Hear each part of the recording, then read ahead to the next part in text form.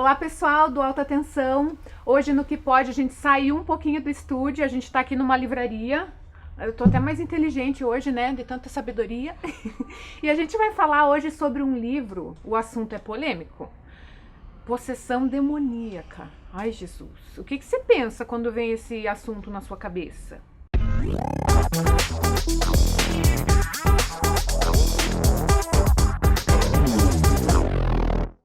E hoje a gente está aqui com o pastor Eliezer Magalhães.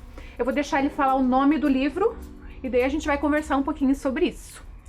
Olá, pastor, tudo bem? Tudo jóia, tudo certinho. Como que é o nome do seu livro, então? Que é um nome meio complexo, assim, eu fiquei treinando, mas você já está acostumado, né? É Introdução à Demonologia. Vai falar, então, de possessão. Qual é o principal ponto do livro? Tá. O ponto é trabalhar o assunto da demonologia, né? Da existência de demônios, qual a sua ação na humanidade, o que a Bíblia fala sobre o assunto, desde Gênesis a Apocalipse, dentro do contexto bíblico, né?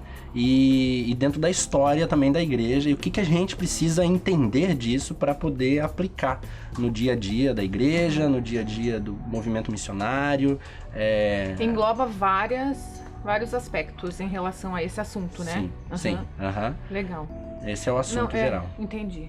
Não, eu queria dizer, assim, que em relação a esse assunto eu sou não tenho muito conhecimento. E daí você disse que a ideia desse livro surgiu de uma experiência que você teve no começo do ministério, né? Eu queria dizer que eu só vi uma vez uma pessoa, assim, possessa, né? Eu acho que foi uma possessão meio branda, assim, porque não foi nada muito assim. Mas como que foi a tua experiência e daí o desenrolar dessa situação? Como que foi? Tá. Primeira vez que eu vi um caso de possessão demoníaca, eu tava no seminário. E estávamos fazendo um trabalho evangelístico num bairro em Curitiba. Uma pessoa que nós estávamos discipulando, de repente, mudou completamente a personalidade, mudou o jeito dela. E nós vimos que era estranho, né? Era uma moça, ela estava sentada tipo na saída da casa dela, né? Tipo uma escadinha. E conversando com ela, eu falando com ela, eu quero orar por você. E ela falou, eu não quero que você ore por mim, eu não quero. E eu entendi que tinha alguma coisa estranha. Eu falei, não, eu vou orar por você.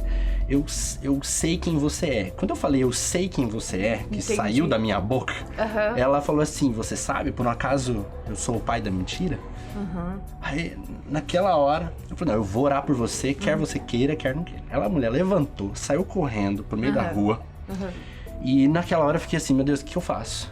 Né? Ela correu, fugiu? Saiu correndo, saiu fugindo. Aí eu falei, Deus, em nome de Jesus, pai, coloca um anjo lá naquele portão e não deixa esse demônio sair. Né? Bem assim, se é um... Né? Se é, você não tinha muita certeza, né? Você tava meio assim. Se é, então... A mulher saiu correndo, ela parou no meio do portão, ele tava aberto.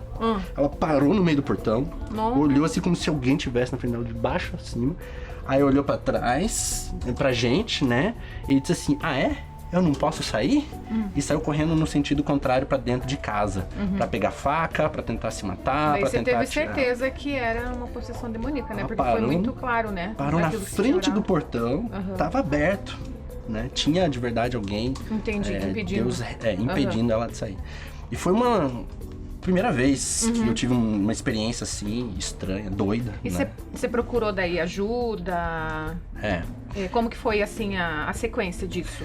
Primeiro que nessa experiência a gente ficou o dia inteiro pra poder expulsar esses demônios. Ah, entendi. Né? Porque teve depois... E foi idas e vindas, os demônios saíam, voltavam, a gente não tava entendendo, a gente pensou que não é só orar e mandar ir embora, mas o demônio não saía. Tinha, assim, várias questões que foram. Eu voltei pro seminário, fui perguntar para professores, perguntei para vários professores, para pastores, e não tinham experiência, né? Não era um assunto polêmico. Parece que a gente às vezes fica com medo de falar, né? No assunto. Ou não sei o que acontece. Não Você gosta. sentiu isso? Não Sim, gosta? Aí a gente é muito santo pra falar dessas coisas, né? E não gosta, muitos não creem, né? O ceticismo, né? Que daí vem a ideia de... ele tá aí, mas não tá muito, né? Tem gente que fala que a gente dá muito poder ao ao diabo, né? Sim, também sim. A gente tem extremos, né? Essa é a verdade. Na literatura, o que a gente tem hoje de literatura acaba caindo para os extremos, né? De mistificação, de exagerar, às vezes, e do ceticismo, né? O que você encontrou quando foi pesquisar? Então, eu comecei a ler, foi exatamente isso que aconteceu. Eu comecei a ler para poder entender, estudar isso. Sempre lia a Bíblia, mas sempre tratava esse assunto como um assunto não muito importante. E de repente comecei a não, é importante, eu preciso entender. E eu fui vendo muitos livros caindo num extremo de tudo é demônio, o crente também pode ficar endemoniado, você olhar de uma perspectiva muito animista, eu digo. E foi um extremo. E de outro, de ceticismo mesmo, de você tratar esse assunto numa perspectiva puramente psicológica, psiquiátrica. Que tem muita gente que diz que mistura, né, muito a questão emocional com a espiritual, né? Sim. Tem casos que é puramente psiquiátrico, né? E tem casos que é demoníaco. Entendi. Né? E você precisa ter esse discernimento. E a questão é que nesse tempo eu vi que são dois... Tava polarizado. E não tinha nada equilibrado. Né? Porque a gente precisa discernir quando é um caso psiquiátrico, quando é um caso espiritual. Muitas vezes mistura mesmo os dois. Fica meio confuso, ou não? Porque o que acontece? Quando uma pessoa fica endemoniada, e por muito tempo, quanto mais tempo uma pessoa ficar endemoniada, de verdade, Satanás, os demônios, eles geram uma confusão na mente da pessoa. Uma confusão na mente, no psicológico, muitas vezes no corpo, com questões físicas, nos seus relacionamentos sociais. Então, não é só expulsar. É você lidar também com questões psicológicas, questões... Com as consequências, quem sabe, dessa possessão de tanto tempo, né? Sim. Tem tudo isso. É como se você tivesse um dia a sua casa invadida, né? Aí a bagunça que deixa na tua casa. Então não adianta você só expulsar, né? Você tem que botar ordem na casa. Entendi. E... Pra quem esse livro é indicado? Pra quem você indica? Qualquer um pode ler? Qual é a indicação, assim, de... Primeiro tem que ser crente. Tem que ser crente. Tem que ser porque ele é um livro escrito para a igreja, em primeiro lugar.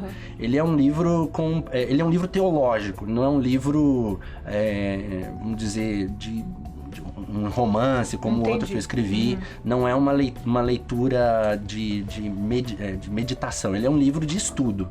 É um livro para pastores, para seminaristas, para líderes da igreja, para discipuladores, para pessoas que de verdade querem trabalhar na ministração. E de repente tá lá trabalhando com a pessoa, estudando a Bíblia, e surge uma questão como essa, né? Pra gente estar preparado, né? Eu creio que todo discipulador de igreja precisa ler esse livro. Porque você, quando vai discipular, você vai lidar com pessoas que vêm do espiritismo, do candomblé, de tantas religiões. Não só disso, mas às vezes vem de uma outra igreja e ela vem com um histórico de coisas que ela precisa. Você vai lidar com... Dentro do discipulado faz parte, né? Faz. Mas a ideia do livro é justamente ensinar a igreja, né? E poder proporcionar essa libertação que Jesus, né? Como que ficou no final da história essa primeira experiência que você teve demorou, né? Mas como que foi no final? Porque a gente fica, né? Esperando essa... Então, ela, pela graça de Deus, ela foi liberta, né? Ela, hoje ela tá vivendo uma vida totalmente transformada, ela casou, ela tem toda uma história, né? Daquilo que estava acontecendo na vida dela, tem filhos e tá bem. Né? Tá bem, assim, a gente vê o poder de Deus, da libertação dela. Hoje não dá pra falar aqui nesse vídeo, mas envolveu também libertação de drogas, libertação de prostituição, libertação de um monte de coisa que estava envolvida com aquilo e que Deus de verdade libertou. E o evangelho tem poder para libertar qualquer situação. Sim.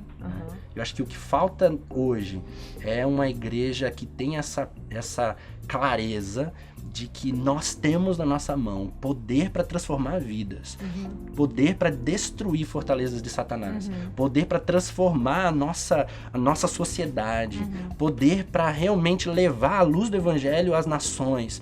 Mas isso começa com nós olhando para a palavra de Deus e crendo de verdade que Ele nos deu isso. Então, o livro, ele não é acerca só dos demônios. Sim, porque né? o ponto final, né? A conclusão chega nisso, né? Da libertação, que é o mais importante. E esse é o foco. Esse é o foco. Amém. Amém. Que bênção. Que Deus abençoe, né? E abençoe bastante a igreja que vai poder fazer uso desse livro, né? Amém. Tá quase sendo lançado, Introdução à Demonologia. Eu vou ler, com certeza. Já tá na minha lista, né? Eu tenho uma lista que vai meio devagar, mas eu vou indo. Quero agradecer por você estar aqui no Obrigado, Alta Atenção. Vocês. O prazer foi meu, né? Ter sido convidado. Acho que você vai voltar, porque o Eliezer tem muito conhecimento de vários livros, então pro que pode, assim, a gente pode usar várias vezes, né? Se é pro crescimento da igreja, crescimento do reino, né? Tamo aí, tamo junto. Amém. Obrigada. Amém. Obrigado. E você que tá aí do lado de lá, continue com Alta Atenção. Não saia daí, tem um monte de coisa boa, tá bom?